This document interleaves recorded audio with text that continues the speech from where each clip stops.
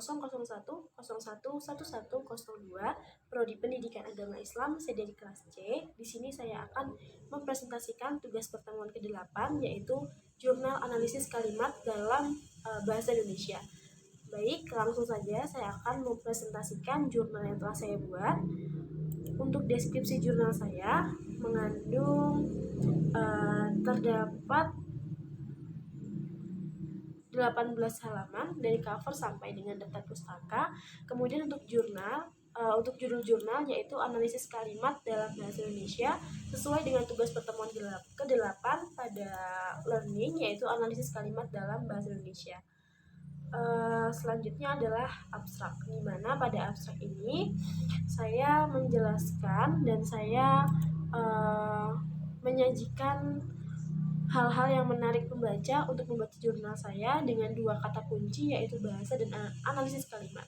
Selanjutnya adalah kata pengantar, di mana pada kata pengantar seperti biasa penulis mengucapkan puji syukur kepada Tuhan Yang Maha Esa, Allah Subhanahu wa taala, kemudian menjelaskan tentang tujuan jurnal dan mengucapkan terima kasih serta maaf serta permohonan maaf apabila di dalam jurnal saya mungkin masih banyak sekali kekurangan sehingga pembaca dapat memberikan kritik maupun saran terhadap jurnal yang telah saya buat.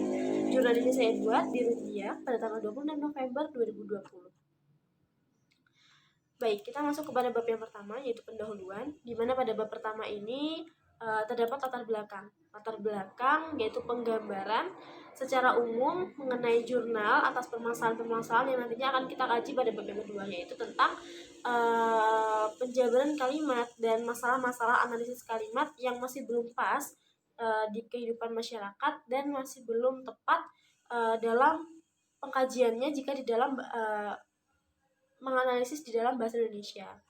Selanjutnya, untuk rumusan masalah setelah para pembaca bisa membaca latar belakang yang telah saya sajikan, saya mengambil 3 rumusan masalah yang nanti akan kita bahas pada bab pembahasan. Yang pertama adalah mengenai apa yang dimaksud dengan analisis kalimat. Yang kedua, bagaimana fungsi bahasa Indonesia. Kemudian yang ketiga, apa peran sintaksis bahasa Indonesia. Karena kita tahu sintaksis adalah tata aturan bahasa di bahasa Indonesia. Selanjutnya, untuk tujuan penulisannya adalah mengetahui pengertian analisis kalimat. Yang kedua, mengetahui analisis fungsi bahasa Indonesia dan mengetahui peran sintaksis bahasa Indonesia. Selanjutnya kita masuk pada bab yang kedua, yaitu bab pembahasan, di mana pada bab ini saya menyajikan jawaban-jawaban atas rumusan masalah yang terdapat pada bab yang pertama. Yang pertama mengenai pengertian kalimat. Menurut Kamus Besar Bahasa Indonesia atau KBBI, analisis bahasa adalah penelaahan yang dilakukan oleh peneliti atau pakar bahasa dalam menggarap data kebahasaan yang diperoleh dari penelitian lapangan atau dari pengumpulan teks penelitian kepustakaan. Di dalam analisis ini kita kenal ada 3 macam pendekatan, yaitu pendekatan sinkronik, pendekatan diakronik, dan pendekatan pankronik. Apa itu pendekatan sinkronik, diakronik, dan pankronik?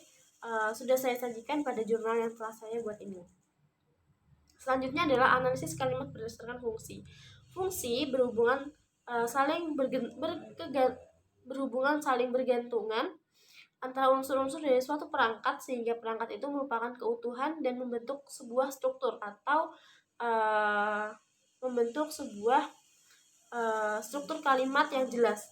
Fungsi bersifat sintaksis artinya berkaitan dengan urutan kata atau frase dalam kalimat. Fungsi sintaksis yang utama dalam bahasa adalah predikat, subjek, objek, pelengkap, dan keterangan. Selanjutnya di sini saya menjelaskan mengenai ciri-ciri subjek, yaitu salah satunya adalah penentuan objek dapat dilakukan dengan mencari jawaban atas pertanyaan apa atau siapa yang dinyatakan dalam suatu kalimat. Kemudian mengenai ciri-ciri predikat, kemudian ciri-ciri objek.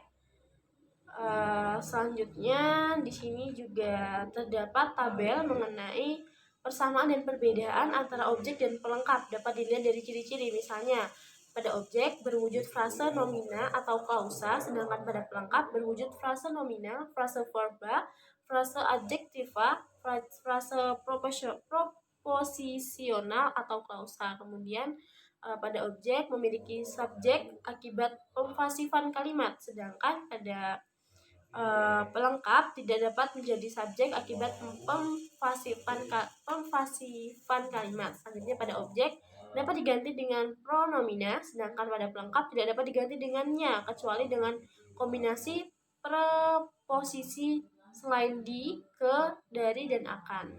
Selanjutnya adalah ciri-ciri keterangan. Pada ciri-ciri keterangan di sini saya menjelaskan yang berupa anak kalimat ditandai dengan kata penghubung seperti ketika, karena, meskipun, supaya, jika, dan sehingga. Kemudian untuk ciri-ciri keterangan atau ciri unsur keterangan saya sudah jelaskan pada jurnal yang telah saya buat. Selanjutnya adalah peran dan kategori sintaksis bahasa Indonesia. Apa itu peran sintaksis? Sintaksis memiliki peran dan memiliki 5 fungsi, yaitu sebagai subjek, predikat, objek, komplement, dan keterangan. Dari kelima fungsi ini, tidak semuanya harus ada di dalam suatu kalimat.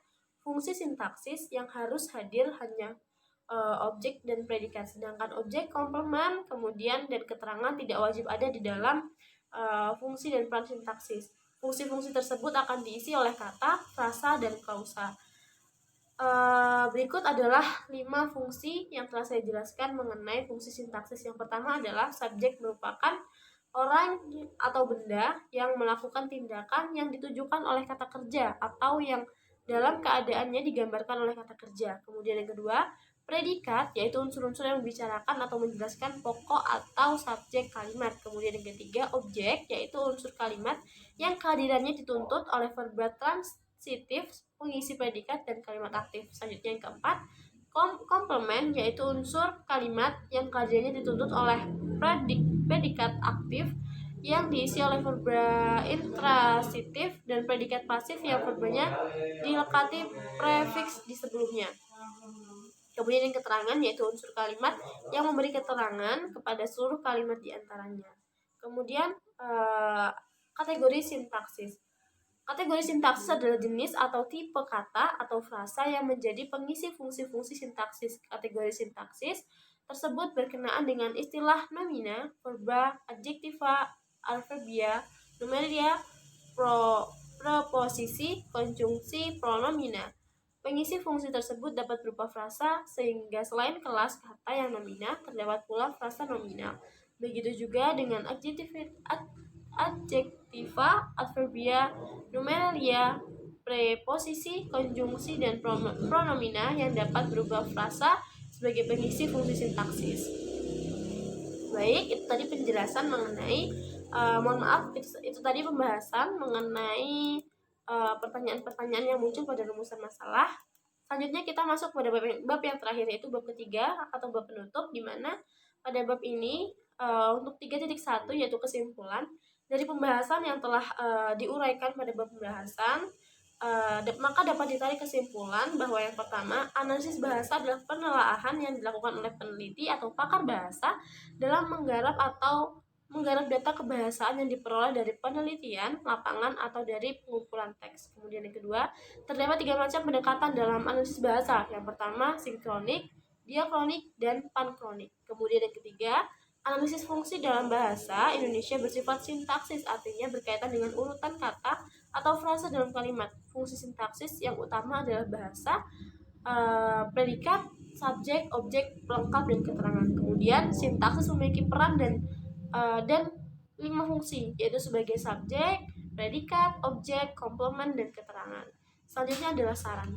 Setelah memahami mengenai pembahasan yang telah saya uraikan pada bab kedua, yaitu tentang analisis kalimat dalam bahasa Indonesia, diharapkan hal ini menjadi tambahan wawasan untuk para pembaca maupun bagi saya penulis, untuk memahami tentang kalimat guna terwujudnya pemahaman secara benar dalam menerapkan kaidah bahasa Indonesia yang baik dan benar. Penulis juga dengan kerendahan hati menyadari bahwa di dalam jurnal yang telah saya buat ini banyak sekali kekurangan-kekurangan yang mungkin tidak saya sengaja, dan mungkin adalah salah satunya kesalahan-kesalahan dalam penulisan jurnal, sehingga pembaca lebih mudah untuk tidak langsung saja memahami, tapi juga menelaah segala sesuatu yang ada pada jurnal saya, kemudian memberikan saran dan kritik yang membangun apabila mungkin masih banyak sekali kekurangan-kekurangan yang terjadi pada jurnal saya. Baik, itu saja isi untuk jurnal mengenai analisis bahasa dalam analisis kalimat dalam bahasa Indonesia. Untuk daftar pustaka atau referensinya saya mengambil dari beberapa jurnal yang ada di internet. Kemudian saya juga mengambil dari beberapa e-book yang telah saya download juga dari internet. Baik, itu saja presentasi yang dapat saya sampaikan. Mohon maaf apabila terdapat kesalahan. Saya akhiri wabillahi taufiq wal hidayah. Wassalamualaikum warahmatullahi wabarakatuh.